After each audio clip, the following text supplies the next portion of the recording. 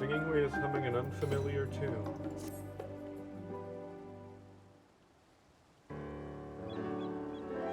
Ah, Sierra, I've been looking all over for you. As you may recall, I oversee the atmospheric circulation system on the moon. For the past several days, its internal gauges have picked up the most unusual etheric emanations, and I need your help deciphering them. I wonder what that is. The emanations appear to be coming from the wreckage of the Heimdall in Mari Lamatorum, a vessel which, as I understand, is the product of the Allegan civilization that once flourished on Etheris. I dare not tread there alone, lest some dormant mechanical abomination awaken and tear me apart. I must have a seasoned explorer by my side, one who has seen their fair share of Allegan ruins. You'll come, won't you? Please?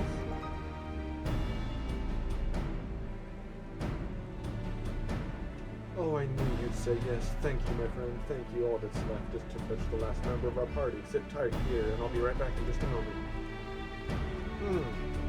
I wonder who that could be.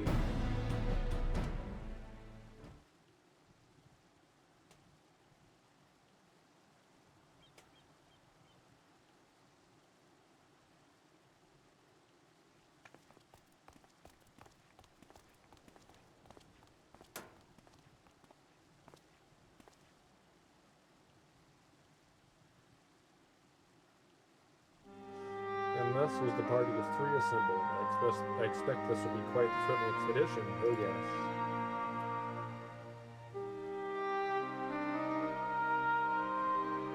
I will forgo introduction, seeing as the two of you are already acquainted.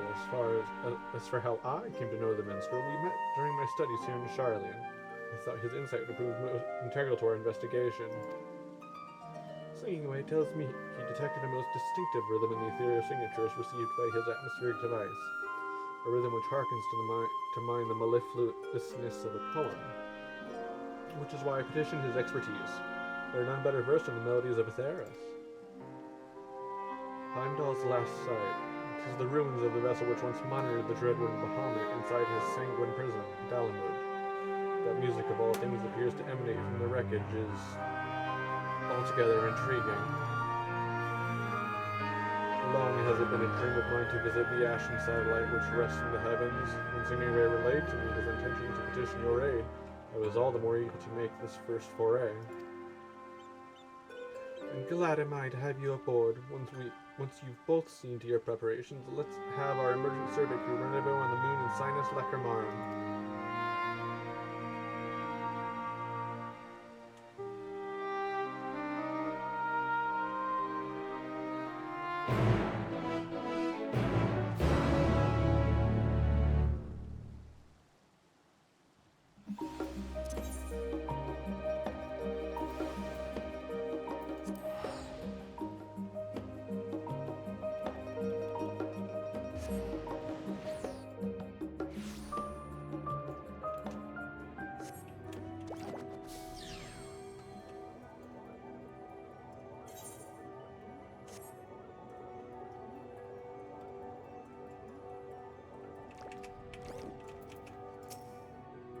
To think that I would one day stand upon this pale celestial orb.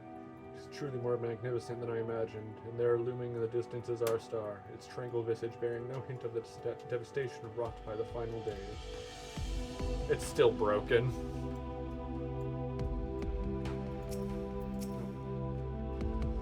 Wonderful, you arrived. Let's get down to business, shall we? To begin, I would have you install an amplifier for the purpose of our investigation. Here, take this. The frequency of the ethereal waves emanating from Heimdall's last sight are unfortunately of insufficient amplitude. By placing this device near the source, we can boost the signal and make a more comprehensive analysis of the wavelengths.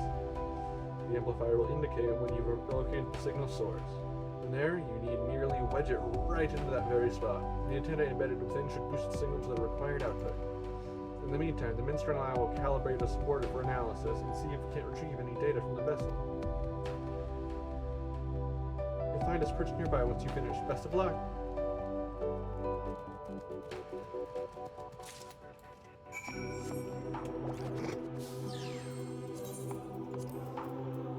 Curiously carrot-shaped amplifier, an ethereal wave amplifier in the shape of a carrot developed, or perhaps cultivated, by sinking wind.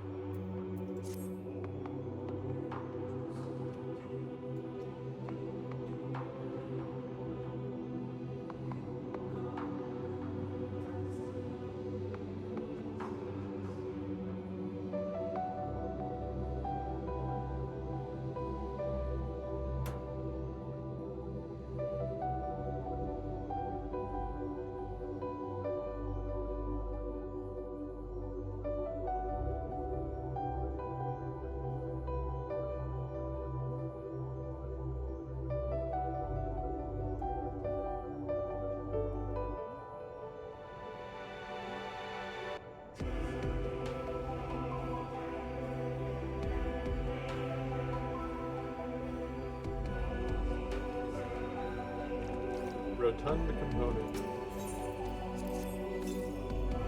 Nearly 5,000 years after its construction, this propulsion system's core still burns bright, yet the amplifier is silent. This is clearly the source of the ethereal emanation.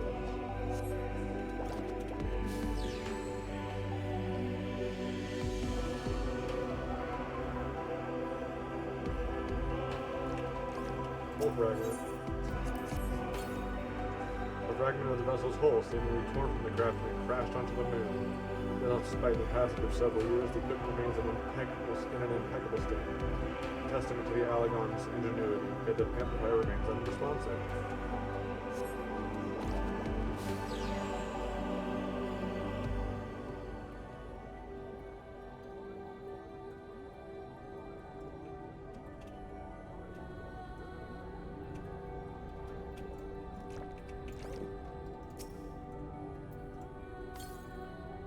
The amplifier has hummed to life in response to a blinking component on the surface of the vessel.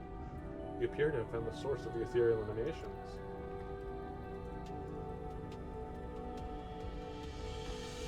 With the device safely installed, it is time to rejoin your companions.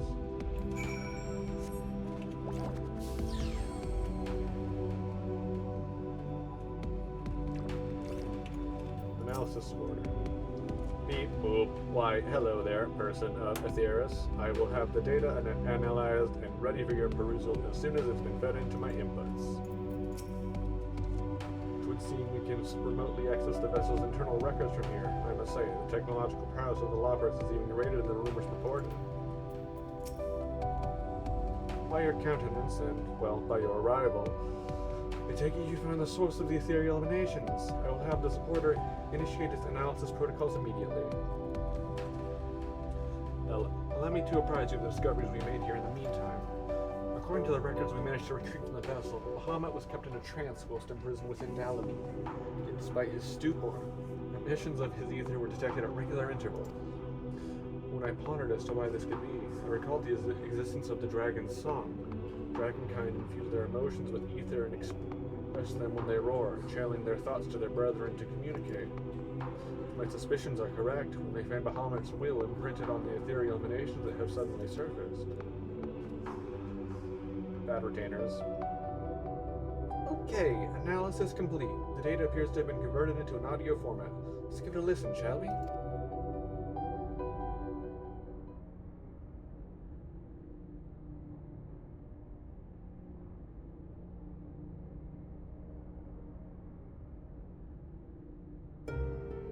Bring unto mine enemies crushing defeat. Burn their lands, their offspring, their ruination be complete. This is a dragon song? The wrath enveloping each word is palpable. You suppose it was Bahamut's years of imprisonment which gave rise to such hatred? I'm afraid his rage precedes his millennia-long incarceration. The primal of Bahamut was summoned forth by the dragons of Nericidia in their desperation to forestall an Allagon invasion, you see. By nature, he is the culmination of the fear and fury of those who called him from the abyss. That's awful. Loppers were created out of a love for mankind, yet Bahamut was born of the opposite, to then be imprisoned for thousands of years within veritable throwing distance of where we lay dormant.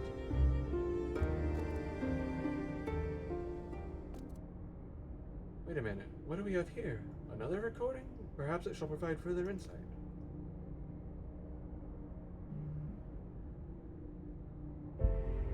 Grant hope, freedom to my brothers, my sisters. One day may we soar the boundless skies without fear.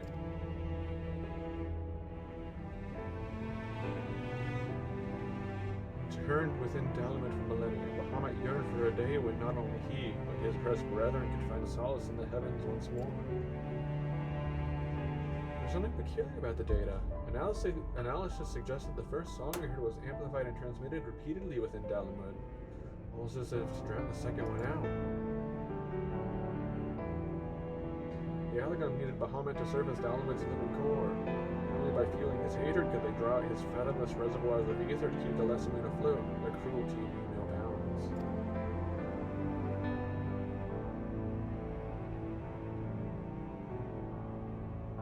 Ajay once told me the importance of the word which inspired my name. Yet to sing is to express that which comes from the heart, the purest feelings of joy, sorrow, and much, much more. For Bahamut's song to have been overwritten and effectively erased, it isn't right.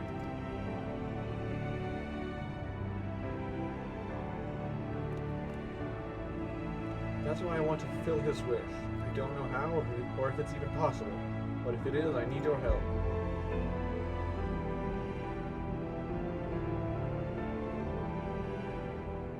There's a means to give form to feeling, provided one has the appropriate instrument.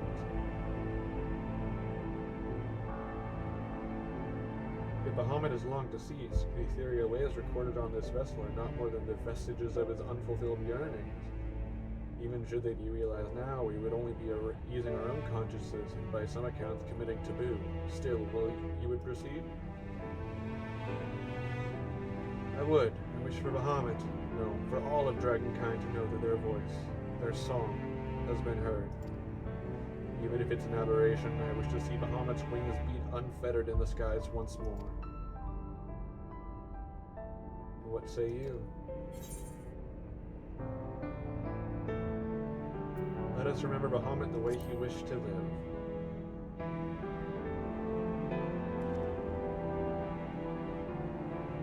Very well, then in light of your resolve, I shall bequeath to you this apocryphal horn. It is capable of manifesting an entity which corresponds to the desires of the one who wields it.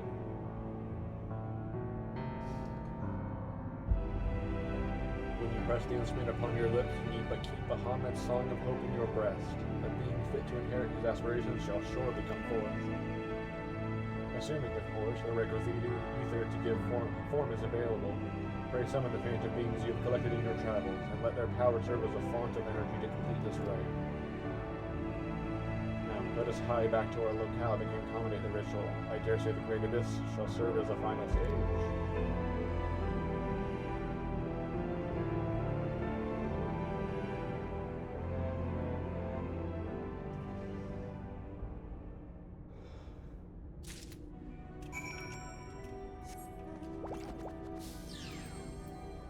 Horn of unknown origin said to manifest an entity which corresponds to the desires of its wielder.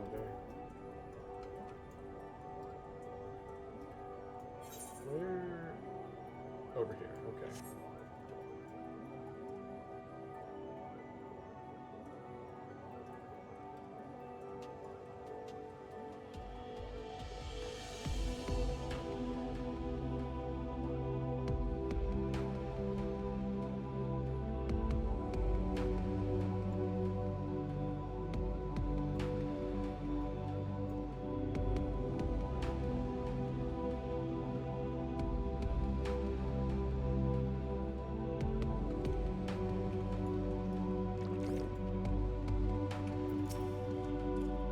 Always and ever shall we wish for mankind's happiness, but that does not mean we wish for all else to suffer. It's strange when you think about it. Why did Mother Heidelin create us lawbirds with such a capacity for worry? Any theories as to why the vessel suddenly began to emit ethereal waves after years of silence? For my part, I believe the reason to be a fairly mundane one. Deterioration over time simply caused the ship's internal components to malfunction. Yet how profound would it be if it were Bahamut's undying yearning which awakened the vessel? Such a happening would be worthy of song, would you not agree?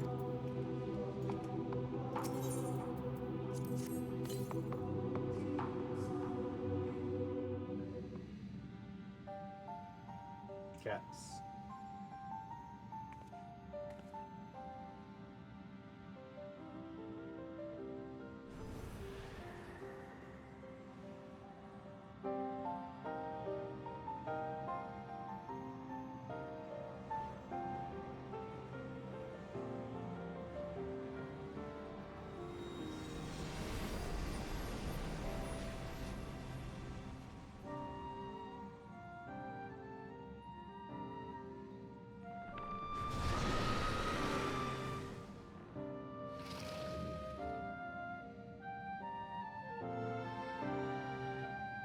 So this is the manifestation of Bahamut's innermost desire.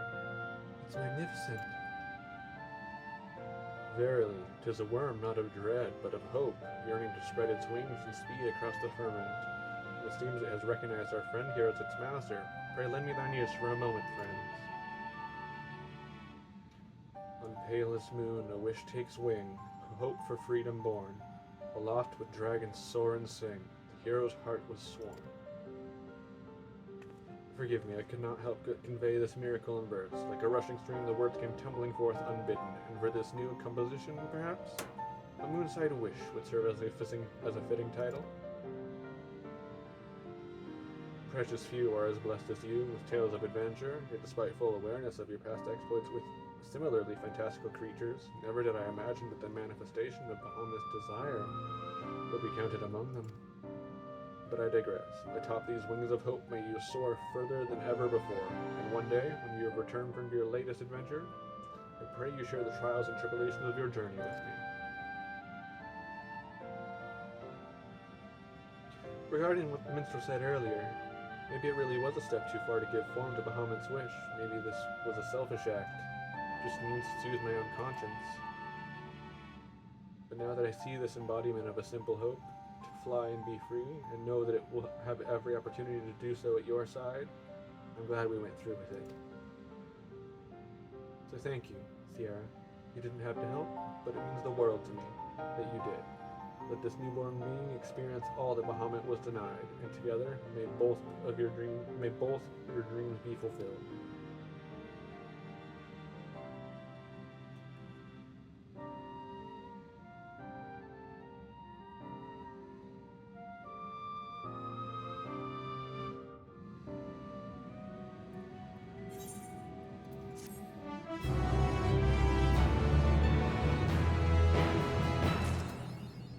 Dragon City.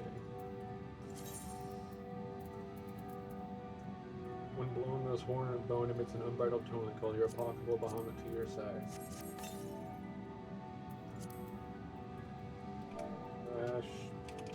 Map BGM 100.